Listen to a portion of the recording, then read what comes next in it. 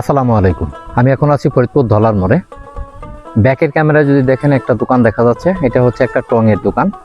এখানেই আপনার খেওয়াঘাট, এখান থেকে চরের উদ্দেশ্যে ট্রলারগুলো ছেড়ে যায়। এখানে দেখতে পাচ্ছেন বেশ কয়েকটা ডিঙ্গি নৌকা। এই নৌকাগুলো হচ্ছে আপনার ইঞ্জিন চালিত না, এগুলো বইটে দিয়ে চালানো হয়। আর এটার পাশেই দেখতে পাচ্ছেন এখানে একটা পন্টুন আছে। পন্টুনটা আপনার মোটামুটি ডুবে আছে। এখানে হয়তো বেশি পানি হলে এই পল্টনটার সাথেই আপনার ট্রলারগুলো এসে দাঁড়ায়।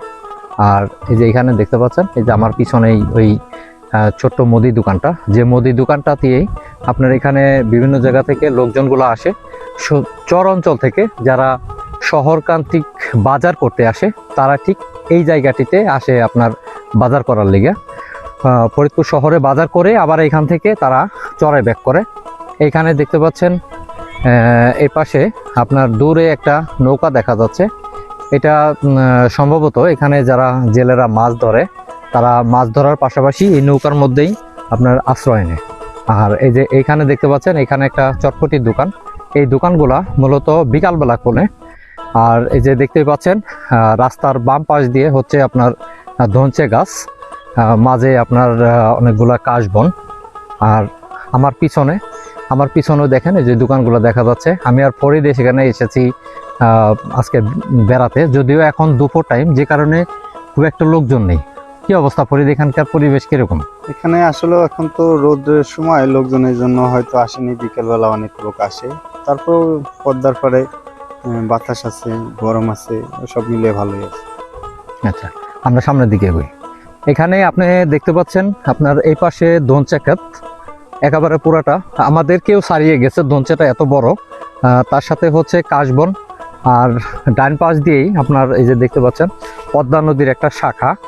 এটা এই যে সামনে যে চরটা দেখতে পাচ্ছেন, এই ব্যাক ক্যামেরায় যে দেখতে পাচ্ছেন এই পাশে যে চরটা, এটা যে সবুজ দেখা যাচ্ছে, এই চরটা কিন্তু কিছুদিন পর থাকবে না। এবং আমরা এখন যেখানে দাঁড়িয়ে আছি এই জায়গাটা কিন্তু কিছুদিন পরেই আপনার পানিতে তলিয়ে যাবে। কারণ হচ্ছে এখন ধীরে ধীরে পানি বাড়ছে পদ্মা নদীতে। আর যে কারণেই কিছুদিন পরে তলিয়ে যাবে। যখন তলিয়ে যাওয়ার পরে এই পাশে একটা বেড়িবাঁধ আছে, এই বেড়িবাঁধ থেকে আপনার ট্রলারগুলা ছাড়া হবে।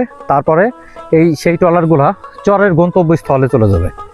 এখানে আমরা সামনের দিকে যদি একটু এগোই, আপনাদেরকে দেখাই একটা ডিঙ্গি নৌকা চালিয়ে আসছে একজন মুরব্বী। এই যে পাশের ক্যামেরায় দেখতে পাচ্ছেন। আর সবচাইতে বিপজ্জনক যেটা, এটা হচ্ছে এই যে এখানে দেখতেই পাচ্ছেন যে পদ্মা নদীর কিনারে আসলে ভাঙন শুরু হয়ে গেছে। এই যে এখানে মুরব্বী নৌকা চালিয়ে যাচ্ছে। মুরব্বী কোথা থেকে আসলেন?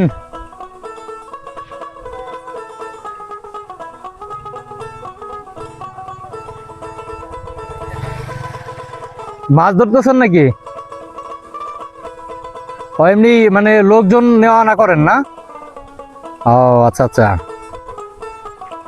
আপনাদের বাড়ি কি এখানেই নাকি, এই গ্রামে? ও আচ্ছা। এই যে এখানে আপনারা দেখতে পাচ্ছেন যে কি পরিমাণ ভাঙনের শিকার হয়েছে। কারণ হচ্ছে এগুলো হচ্ছে বালু মাটি, যত পানি বাড়বে ততই ভাঙনের শিকার হবে। যেখানে সাইডই দেখেন কি পরিমাণ ভেঙেছে।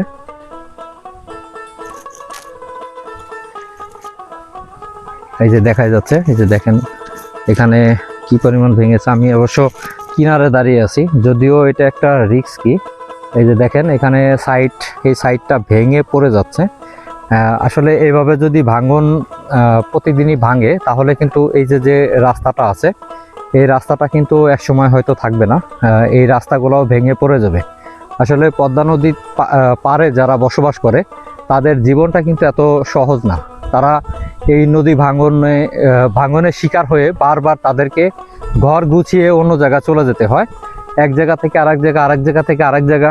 যাদের এই পদ্মার পাড়ে যাদের স্থায়ী কোনো জমি জমা নেই, তারা এই পদ্মার পাড়ের মানুষগুলা এক জায়গা থেকে ভেঙে ভেঙে আরেক জায়গা যায়, আরেক জায়গা থেকে ভেঙে আরেক জায়গা যায়। তাদের জীবনটা আসলে একটা ভাসমান জীবন। আর আমরা যারা শাবকে বসবাস করি, এরা আপনার ইচ্ছা করলেও আপনার কেউ অন্যতে যেতে পারে না। কারণ হচ্ছে ওইখানে নদী নেই, ভাঙ্গন নেই, যে কারণে আমরা আসলে বসবাস করি অনেক সহজেই।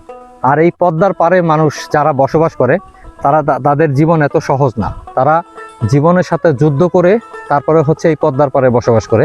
তারপরেও তারা আলহামদুলিল্লাহ ভালো আছে। এই পদ্মা নদীর মাছ বলেন, তারপরে হচ্ছে আপনার যারা এই পদ্মার পারে যারা বসবাস করে অথবা যারা এই চরে বসবাস করে, তারা যে ফসলগুলা ফলায় এই ফসলগুলো তাদের একটু খরচগুলো একটু কম হয়, যে কারণে তারা খুব সুবিধা পায় এই পদ্মার পারে থেকে।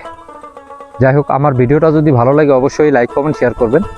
আর আমার এই ভিডিওটা যারা ইউটিউব চ্যানেলে দেখবেন অবশ্যই আমার চ্যানেলটা সাবস্ক্রাইব করবেন, পাশে থাকা বেল আইকনটি বাজিয়ে দিবেন। আর যারা আমার এই ভিডিওটা ফেসবুক পেজে দেখবেন অবশ্যই আমার পেজটা ফলো দিয়ে রাখবেন। সবাই ভালো থাকবেন, দেখা হবে অন্য কোনো নতুন ব্লগ ভিডিওতে। আসসালামু আলাইকুম।